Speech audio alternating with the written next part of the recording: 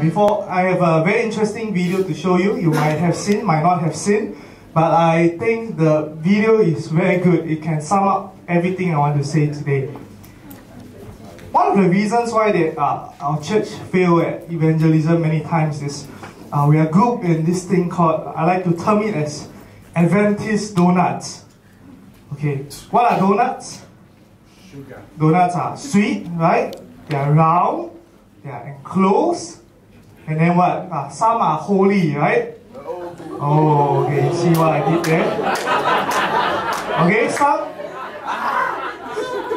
are not so holy, right? But they have what? They have feelings, right? Then the feelings are very sweet usually, right?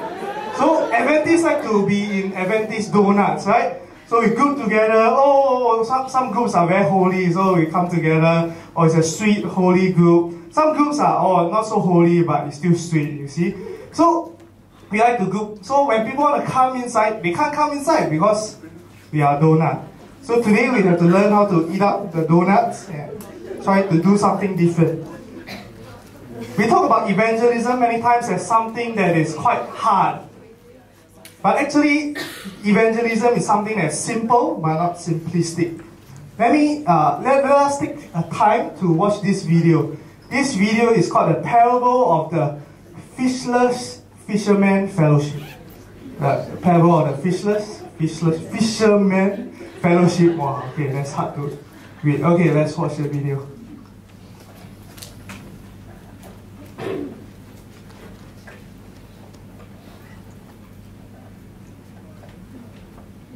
Dosa.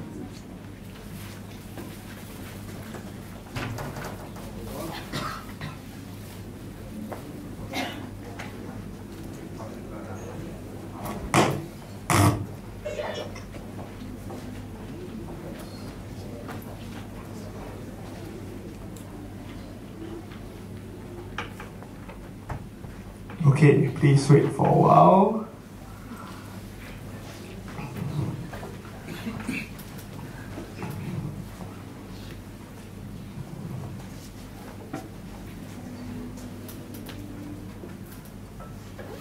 When was the last time you had a conversation with someone specific?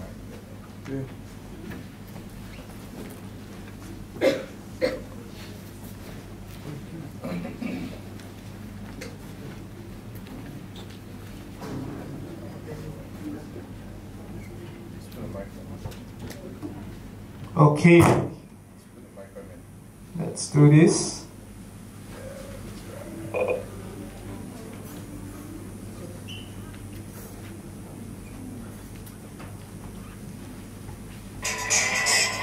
When was the last time you had a conversation with someone specifically to win them to Christ?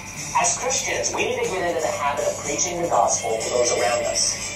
Unfortunately, many churches are filled with people who don't do much when it comes to evangelism. So come along now and hear the parable of the fishless fisherman's fellowship. The fishermen were surrounded by streams and lakes full of hungry fish. They met regularly to discuss the call to fish, the abundance of fish, and the thrill of catching fish. They got excited about fishing. Someone suggested that they needed a philosophy of fishing, so they carefully defined and redefined fishing. They also developed fishing strategies and tactics. They began research studies and attended conferences on fishing.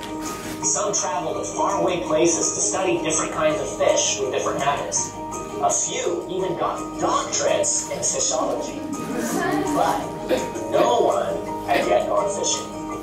So a committee was formed to send out fishermen. As prospective fishing places outnumbered fishermen, the committee needed to determine priorities. A priority list of fishing places was posted on bulletin boards in all the fellowship halls, but still, no one was fishing. A survey was launched to find out why. Most didn't answer the survey, but from those who did, it was discovered that some felt called to study fish, a few to furnish fishing equipment, and several to go around encouraging the fishermen. With so many important meetings, conferences, and seminars, they just simply didn't have time to fish. Now, Jake was a newcomer to the Fisherman's Fellowship. After one stirring meeting of the fellowship, he went fishing and caught a large fish. At the next meeting, he told his story and was honored for his catch. He was told that he had a special gift of fishing. He was then scheduled to speak at all the fellowship chapters and tell everyone how he did it. With all the speaking invitations and his election of the board of directors, Jake no longer had time to go fishing. But soon, he began to feel restless and empty. He longed to feel the tug on the line once again. So he canceled the speaking, he resigned from the board, and he said to a friend, "Hey, let's go fishing." That's exactly what the two of them did. And lo and behold, they caught fish. The members of the Fishermen's Fellowship were many. The fish were plentiful, but the fishermen were few. In Mark 1:17, Jesus says, "Follow me, and I will make you become fishers of men." When it comes to evangelism, are you a fisherman who doesn't fish? If that's the case, don't be afraid to follow Jesus. You can trust him. He will make you a fisher of men.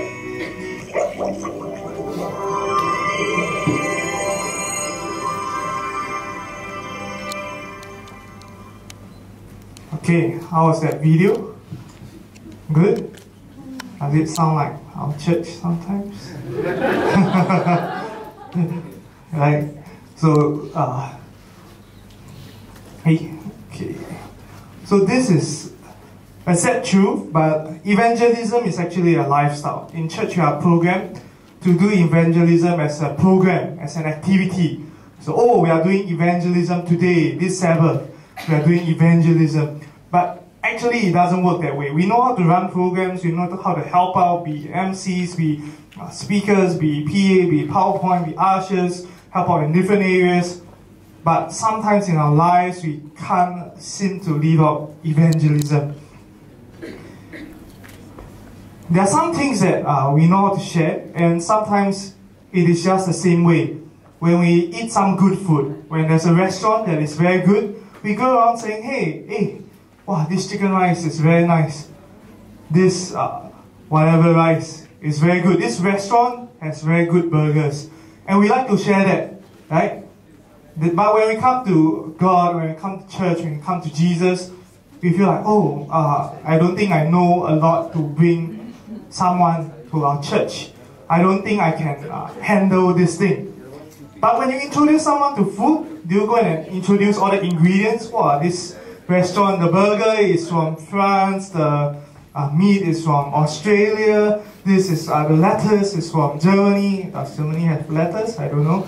But you know, you don't go into all these details. You don't say, oh, they bake the buns at 120 degrees Celsius, and you know, they wait for 2 minutes, they take it out, it's so crispy, and you just, what do you say when you introduce a restaurant? The food is good, right? So sometimes we think of evangelism as something too complicated, too hard, but in fact it is not. We do not need so much knowledge to share things. When you watch a good movie, when you go to a good event, a good concert, you just share it with your friends naturally. And I think sometimes we need to do that with God, with our church. And many times the excuse among Adventists is this, that no more friends, right? I realize this, you know, I've only been baptized into the Adventist church for 7 years. I've only been in church for 7 years, and I realized all my friends are dead. You know, it's like all my friends are Adventists. Wow, when I scroll through Facebook or what, I say, wow, it's all Adventists, you know. It seems like I've lost all my friends.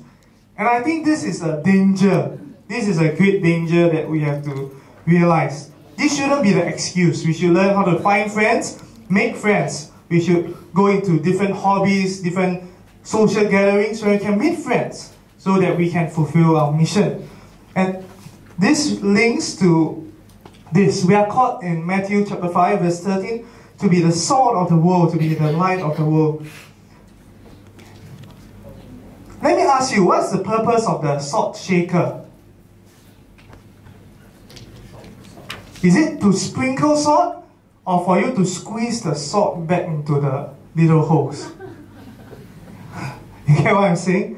Sometimes in church, the church is like the salt shaker. Sometimes we try to squeeze all the salt into the holes of the salt shaker when we are supposed to go into the food, go into the world. The purpose of the salt shaker is trying to put the salt into the correct places rather than trying to squeeze more salt into the salt shaker. And today, let us think about it. The purpose of salt is many, creates flavor, but for one thing, for animals, for horses, for sheep, do you know how they make them drink water? They have this thing called the salt blocks, where the animals will again lick the salt. And after they lick, they'll be thirsty, right? When you eat something thirsty, eat something salty, right? You'll feel thirsty. If you eat something thirsty, you might be eating this. Okay, so you eat something salty, you feel thirsty, right? The same thing. When you are the salt, you make people want water. You make people want the living water. You make people want Jesus. That is the purpose of salt, right? When people see you, do they say, hey, I want to be like this guy or this girl? Or do they say, oh, Christians are like that, I don't want to be like this person? How do you make people feel? And I go to fishing. How many here like fishing, like literally? Okay, I hate fishing, right? So among the sports, there are two things I hate, fishing and golf. So if you ever tried watching them on television is one of the most boring. Golf you see on TV. Do you see fishing on TV? Hardly, right? You'll be watching someone there 3 hours there, like after 3 hours, oh yes! It's one of the most boring sports because it requires patience. The same thing as evangelism, it requires patience. It's not so simple. But I have friends who are so obsessed with fishing. They spend so much time, so much money to go fishing. Why? Because it is very satisfying. The same thing in evangelism. If you have ever won someone to Jesus, if you have ever brought someone to Christ, you know the feeling. It takes time, it takes effort, but it is so satisfying. Fishing, sometimes, if you go night fishing, it requires light as well. Fishes are attracted to light. And when you catch the fish, right? So after 3 hours, you sit on the boat and you catch the fish. But when the fish comes up, what does it do? Is it like that? Then it gets caught by you? No, right? What does it do? It struggles. A fish usually does not give up without a struggle. And this is something we have to remember. Sometimes when they struggle, we feel like, oh, sorry fish, let me put you back in the water. That's sometimes what we do. Remember, Jesus is very wise. He gives these analogies and he brings to us many parallels we see from our day-to-day life to spiritual things.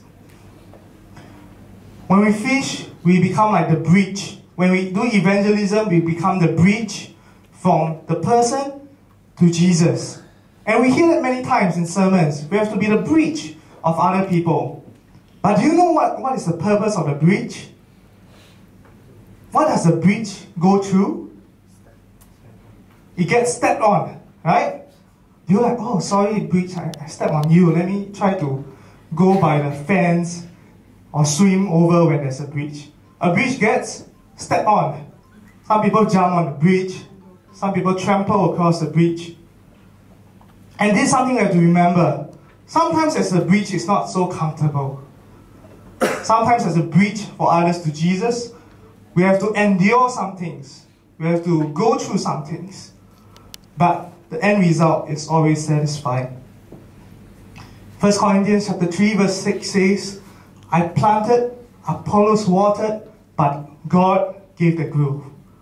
We all play a different part in evangelism, but we are all called to evangelism.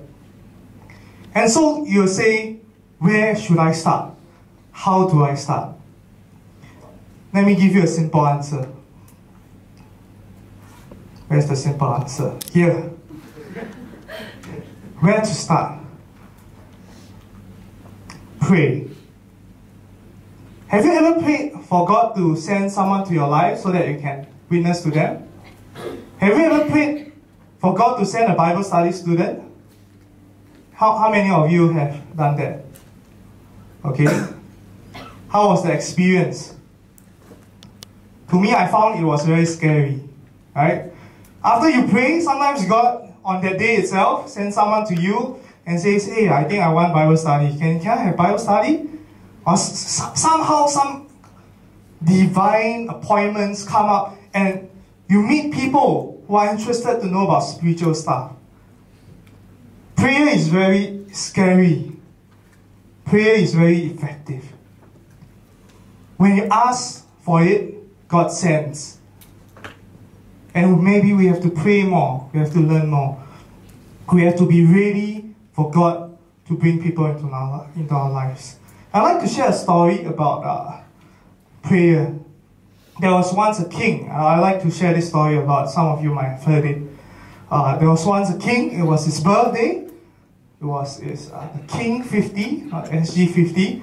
The King 50, on his 50th birthday, he decided to give 2 people anything they wanted, up to a quarter of his kingdom. So they picked 2 people off the streets and say, congratulations, you're chosen to meet the king, and he'll grant your wish. So the first person came and the king asked, okay, what do you want? So the person said, can you give me maybe 2 horse carriages and a house, don't have to be too big, and a piece of farmland, not too big as well, just enough. And what does the king say? Sure, take it, I give it to you. And this guy comes up, and the king asks, okay, what do you want for your wish? And the guy said, I want 2 cities, the 2 richest cities. I want those 2. And I want access to 1/4 of your army. Wow, the guards were there and they wanted to whack the guy. Why? The king is so nice to you. The king's birthday, and he wants to give something, and you are so, how do you say, overboard. You're going overboard. How can you do that? Right? But the king said what? Hey, stop. Give this guy what he wants. Why? Because this guy made me feel like a king. 2 horse carriages, a house and a farm. Any rich person can give that. But 2 cities, a quarter of my army, who else can give that? Only me. Only the king. And sometimes in our prayer, we are like the first person. Say, oh God, can I ask for a blessing?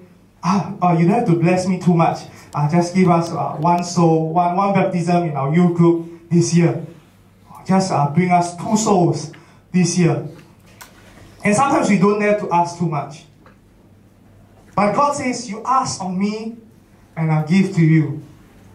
God is more than willing to pour out His blessings to us. But sometimes we are like the first person. Where to start? Start with prayer. The Bible tells us in Mark chapter 16 verse 15, go into all the world and proclaim the gospel to the whole creation. I'll end with 2 stories. One from this book called Gospel Workers by Ellen White. It's a dream she had called Gathering the Fruit. She said, I was walking with a large company who were looking for berries. So they're along and they were looking for berries. And there were many young men and women in the company who were to help in gathering the fruit. We seemed to be in a city, for there was very little vacant ground. But around the city there were open fields, beautiful groves, and cultivated gardens. A large wagon laden with provisions for our company went before us. So there were the young men and women going to gather fruit, and there was a large truck of provisions, food, water, and all this for their labor. Soon the wagon halted, and the party scattered in every direction to look for fruit. All around the wagon were both high and low bushes, bearing large, beautiful water berries. But the company were all looking too far away to see them. I began to gather the fruit nearby, but very carefully, for fear of picking the green berries, which were so mingled with the ripe fruit that I could only pick 1 or 2 berries from a cluster. Does it sound sometimes like evangelism? You have a group of friends, but sometimes it only seems like 1 or 2 is interested. But that is okay. Continue saying, some of the nice large berries have fallen to the ground and were half consumed by worms and insects. Oh, I thought, if this field had only been entered before, all this precious fruit might have been saved. But it is too late now. I will, however, pick this from the ground and see if there is any good in them. Even if the whole berry is spoiled, at least I can show the brothers what I have found and that what can be done if we were not too late. And then she saw 2 and 3 of the party came walking around where I was. They were chatting, seemed to be occupied with each other's company. Seeing me, they said, "Hey, we have looked everywhere, but there was no fruit." They looked with astonishment at the amount and the quantity I had. There are more to be gathered from these bushes. They began picking, but they soon stopped, saying, "Oh, it's not fair for us to take this spot from you. You found this spot is yours." Familiar? Sometimes we face that in church. But I replied, "That makes no difference. Gather whatever you can find, anything. This is God's field, and these are His berries. It is your privilege to pick them." The book continues saying, "But soon I seemed to be alone again. Every little while I heard talking and laughing at the wagon. I called out to them who were there. 'What are you doing?' They answered, 'Oh, we could not find any berries, and we are tired and hungry. So we thought we would go to the wagon and have a lunch.' And they rested there, and they went out again. But I said, 'You have brought in nothing as yet, and you are eating up all our supplies without giving us more. I cannot eat now. There's too much fruit to be picked. You did not find it because you did not look close enough. It does not hang on the outside of the bushes. You must search for it. True, you cannot pick it by handfuls, but by looking carefully among the green berries, you will find the very choice fruit.' Mrs. White says, 'My small pail was soon full of berries, and I took them to the wagon and said, "This is the nicest fruit that I ever picked," and I gathered it nearby. While you have wearied yourself by searching at a distance without success, they all came to see the fruit. They said, "These are high bush berries, firm and good. We did not think we could find anything on the high bushes. So we hunted for low bush berries only, and found but this few." Then I said, "Will you take care of these berries, and then go with me to look for more berries on the high bushes?" But they made no preparation to care for the fruit. They were eating, they were using all the sacks to hold the food and the drinks. I became tired of waiting and said, "Did you not come to gather fruit? Did you not come to gather the berries?" One responded, "Sister White, we did not really expect to find any fruit where there were so many houses. We did not expect to find fruit in Singapore. So secular, so materialistic, we did not expect to find fruit there. We thought we would bring enough to eat and enjoy the recreation if we did not gather any fruit. If there was nobody who came, let's just have fun." Mrs. White answered, "I cannot understand this kind of work. I shall go to the bushes once again and gather more fruit. For the day is already fast spent and the night will soon be here. And then she continued saying, she saw the young men and women racing each other to the wagon, playing around, and doing many things, and everything except gathering the berries. I'll end with a short poem, or it's a short article. It's called, Isn't It Strange? Isn't it strange how $10 seems like a large amount when we donate it to church? Remember, let's go back to Sabbath morning. When you go to church, when you open your wallet, you look at your wallet, sometimes there's no red notes, no purple notes, there's only blue notes. What do? You reach out for the coins. But when you go to shopping, $50 seems so small. Oh, what can I buy with $50? When you go to church, $50, like, oh, I have to give $50 to God. Sorry, I think God is rich enough. Isn't it strange when you are at church, 2 hours seems so long. But when you're watching a movie, 2 hours is so short. Isn't it strange how you can't find a word to say when you're praying? But when you're talking with a friend, you have endless things to talk about. Isn't it strange how difficult and boring it is to read one chapter of the Bible, but how easy it is to read 100 pages or even the whole book of a popular novel? I know people who have read Harry Potter or Lord of the Rings in one day. Have you heard of people reading the Bible in one day? I don't think so. Isn't it strange how everyone wants front row tickets to concerts or basketball games or soccer games, and they pay a premium price for it. But they do whatever is possible to sit at the last row in church. Isn't it strange how we need to know about an event for church 2 to 3 weeks in advance so we can include it in our calendar? But when our friends call us last minute to go out to play, we say, oh, sorry, pastor, sorry, youth leader, I can't attend the event, I have something on. Isn't it strange how difficult it is to learn a fact about God, to share it with others, but how easy it is to gossip? Isn't it strange how we believe everything the newspaper, the websites, the magazines say, but when it comes to the Bible, we doubt everything it says? Isn't it strange how everyone wants a place in heaven, but they don't believe, do, or say anything to get there? Isn't it strange how we talk so much about evangelism, but we do not live out a life that is of evangelism?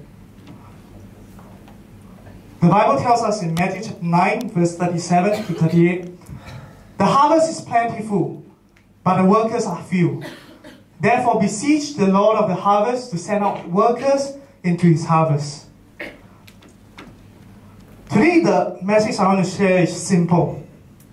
Is that evangelism is not a program, it's not a church ministry, it's not a church activity. Evangelism is your life. And God says there are berries around. You have to look for them. The harvest is few. The harvest is plentiful. The harvest is plentiful. And I've witnessed this by myself after I became a pastor. People come into church saying, I talk to them and they say, I came to church because I watched a video online about Sabbath.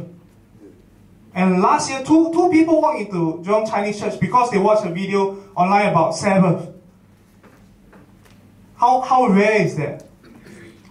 And people just walk in, we don't go and pick the berries, What happens? The berries drop and roll into our church. Don't let the berries just roll into our church. Go and pick the berries. Today, will you say with me, I want to be one of the workers? Because the harvest is plentiful, but the workers are few. Let us bow our heads for a word of prayer. Dear God, we thank you for this time we can come. And we look at our church. We look at how about doing, not just about doing, but about living and being. Lord, help us no longer to be playing around, no longer satisfied with the few fruits that roll into our hands. Let us start picking berries. Let us start winning souls for God. Let us start fishing. For you have said, come, follow me, and I'll make you fishers of men. And may this message remain in our hearts every single day of our lives. And we pray all this in Jesus' name. Amen.